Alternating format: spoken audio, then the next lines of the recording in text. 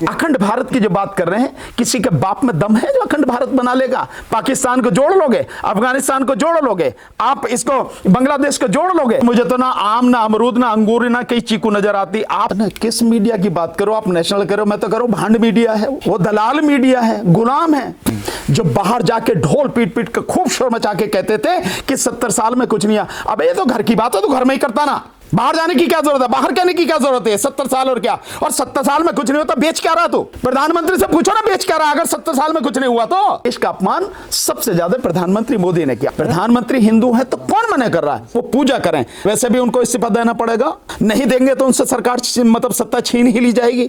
अभी 2 लोगों को जलाकर, जिंदा जलाकर मार दिया गया। जितने भी सवाल पूछे गए राहुल गांधी द्वारा, वो सारे सवालों को पार्लियामेंट की जो प्रोसीडिंग्स उसी से हटा दिया गया, एक्सपंज कर दिया गया। नहीं, संविधान से अगर चल रहा होता तो मिशन सेव कॉन्स्टिट्यूशन की क्या जरूरत थी?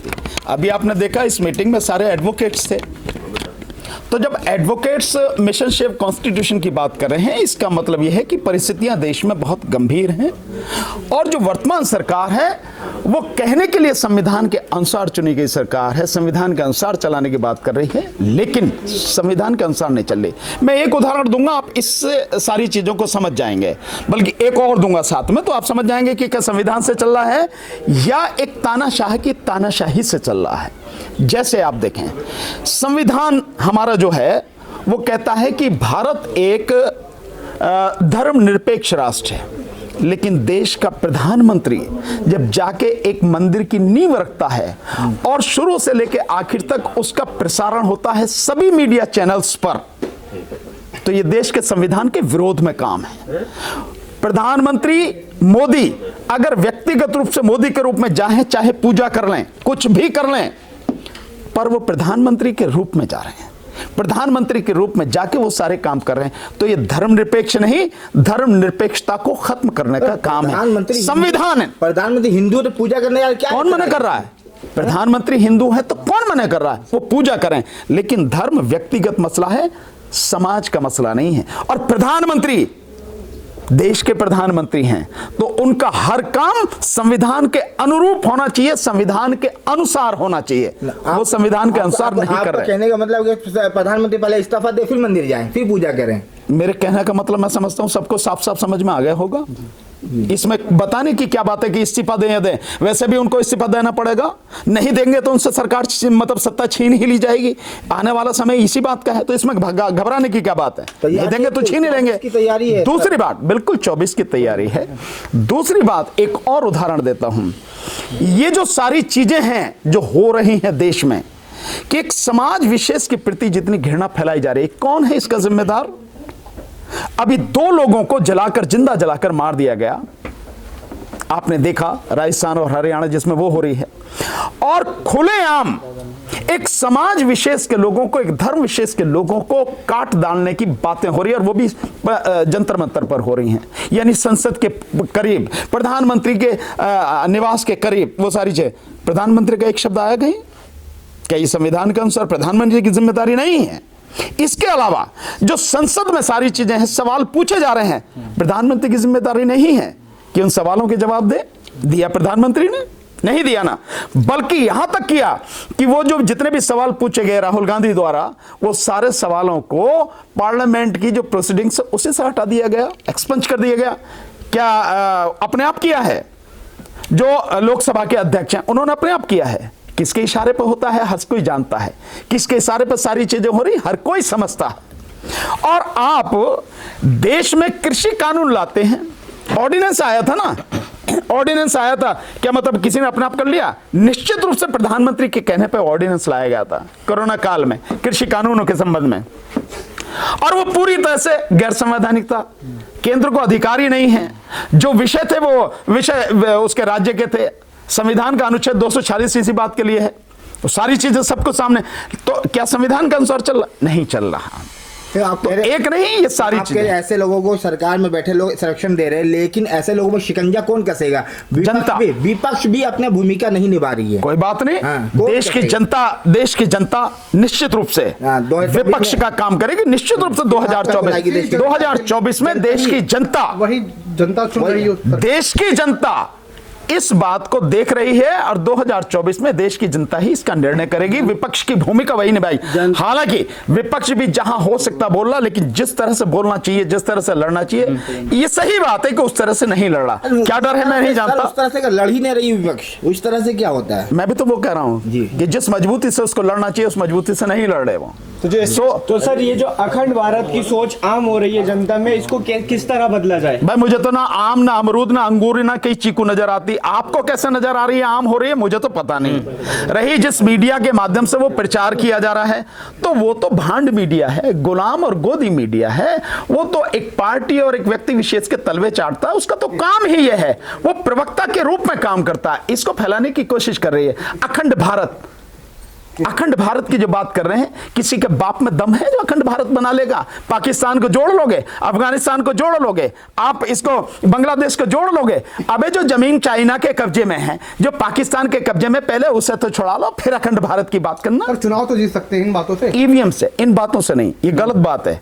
ईवीएम से चुनाव जीतते हैं, तो इन बातों से आप चुनाव जीतने की बात कर रहे हो। काउंसलर का भी चुनाव नहीं जीत सकती बीजेपी। तो ईवीएम ये सिर्फ ईवीएम से ही सारा मसला जो है, ये सरकार बनी हुई ईवीएम से है। हटेगी कैसे? ईवीएम बिल्कुल जनता लड़ेगी तो हटेगी जनता, और जनता धीरे धीरे तैयार हो रही। ईवीएम के खिलाफ आप कह रहे सुप्रीम कोर्ट में, यस जाएंगे, सही समय पर जाएंगे। उसके लिए पहले पब्लिक को तैयार कर रहे हैं।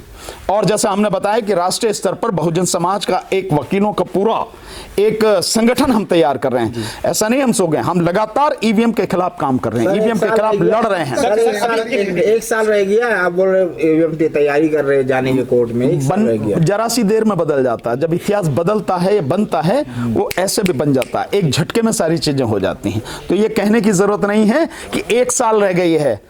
कोर्ट में सुनवाई में कितनी देर लगे, रिट फाइल करो, कल सुनवाई हो जाए। और अगर जज वाकई में ऐसे हों जो चीजों को समझें कि संविधान को किस तरह से खत्म किया जा रहा है और ईवीएम से किस तरह से देश के संविधान को, लोकतंत्र को खतरा है, जरा सी देर का काम है। ये कोई बड़ी बात नहीं है जिसकी आप बात कर रहे हो। सो कभी भी कुछ भी हो सकता है, लेकिन मेरा मानना यह है कि उससे पहले जनता को खड़ा करने की जरूरत है। लीगल फ्रेटर्निटी जो है उसको खड़ा करने की जरूरत है, तब ये सारी चीजें। नेशनल मीडिया ये कह रहा है कि मोदी जी ने देश का बाहर जाके देश का सम्मान बढ़ाया और राहुल गांधी जी बाहर जाके देश का अपमान कर रहे हैं। ना किस मीडिया की बात करो आप, नेशनल करो, मैं तो करो भांड मीडिया है वो दलाल मीडिया है, गुलाम है। फिर मैंने सब कहा ना कि एक पार्टी और एक व्यक्ति विशेष के तलवे चाटता लेट के, बिल्कुल। लेकिन उसका काम क्या है? उसका काम ही यह है, देश का अपमान सबसे पहले, सबसे ज्यादा अगर इस दुनिया में किया है किसी ने, तो वो है देश के प्रधानमंत्री नरेंद्र मोदी, जो बाहर जाके ढोल पीट पीट के खूब शोर मचा के कहते थे कि 70 साल में कुछ नहीं हुआ। अब ये तो घर की बात है, तो घर में ही करता ना, बाहर जाने की क्या जरूरत है, बाहर कहने की क्या जरूरत है? 70 साल और क्या, और 70 साल में कुछ नहीं होता, बेच क्या रहा? तो प्रधानमंत्री से पूछो ना, बेच क्या रहा अगर 70 साल में कुछ नहीं हुआ? तो जो लिस्ट बना रखी है 196 पेज की, 2 वॉल्यूम में जो बना रखी है कि रेलवे इतने में बेचेंगे, कि जो रोड है वो इतने में बेचेंगे, कि आपके जो बीएसएनएल इतने में बेचेंगे, कि आपका जो पेट्रोलियम है उसको इतने में बेचेंगे, कोयला को इतने में काहे में बेच रहा? 70 साल में कुछ भी नहीं हुआ। तो ये जो सारी चीजें हैं, देश का अपमान सबसे ज्यादा प्रधानमंत्री मोदी ने किया। और इससे भी कहीं ज्यादा है, देश की, किसी भी देश की जो विदेश नीति होती है, उस नीति को, भारत की जो नीति थी, उस नीति को अपमानित करते हुए, धता बताते हुए, तब सबसे ज्यादा अपमान किया जब कहा अब की बार ट्रंप सरकार। ये प्रधानमंत्री मोदी ने किया। अबे वो अमेरिका का अपना मसला है, वो जैसे भी लड़े, जैसे भी करें, कोई हारे कोई जीते, उनके हारने जीतने से हमें क्या है? जो सरकार बनेगी उसके साथ में हमारे देश के संबंध कैसे रहे, ये हमारी प्रायोरिटी है, होती है। लेकिन देश का प्रधानमंत्री, और किसके पैसे पर? भारत के टैक्स पेयर के पैसे पर देश को बदनाम कर रहा, जो कहता है अब की बार ट्रंप सरकार, और उसे बुला के यहां रेड कारपेट बना, और उस सब के बावजूद भी वो हार गया। सो एक बार नहीं है, एक जगह नहीं है, ऐसी कितनी ही जगह हैं जहां देश के प्रधानमंत्री ने देश का अपमान किया। राहुल गांधी ने कोई अपमान नहीं किया देश का। राहुल गांधी ने जो सवाल पूछे गए या जिस विषय पर उन्हें लेक्चर देने की बात थी, उस विषय के संदर्भ में देश की जो स्थिति है, वर्तमान स्थिति, उसको यथास्थिति को सामने रखा और कुछ नहीं रखा। इसके अलावा इसको कोई अपमान कहता है तो उनकी मानसिकता वाकई में कुंठित है, और वो देश की भावना से, ये यूं कहो कि विपक्ष में है, और राहुल गांधी को माइलेज ना मिल जाए वो आगे ना बढ़ जाएं, जैसा अब धीरे धीरे होने लगा है। तो मोदी- जो छवि बनाई थी बीजेपी ने, वो छवि टूट चुकी है। अब एक अलग स्थिति है, उस सब की वजह से ये सारी। सर विपक्ष है ही कहाँ, उनको तो खुद ईडी और सीबीआई का यार मैं खड़ा हूं ना सामने, मेरे से तगड़ा विपक्ष है क्या? मैं मोदी को हर स्तर पर हर तरह से चैलेंज दे रहा हूं, आए ना सवालों के जवाब दे। आप लड़ेंगे मोदी जी से? निश्चित रूप से मोदी से क्या लड़ना, लड़ रहे हैं मोदी से, अब से लड़ रहे, पिछले 5 साल से लगातार मोदी से लड़ रहे भाई, लड़ नहीं रहे क्या?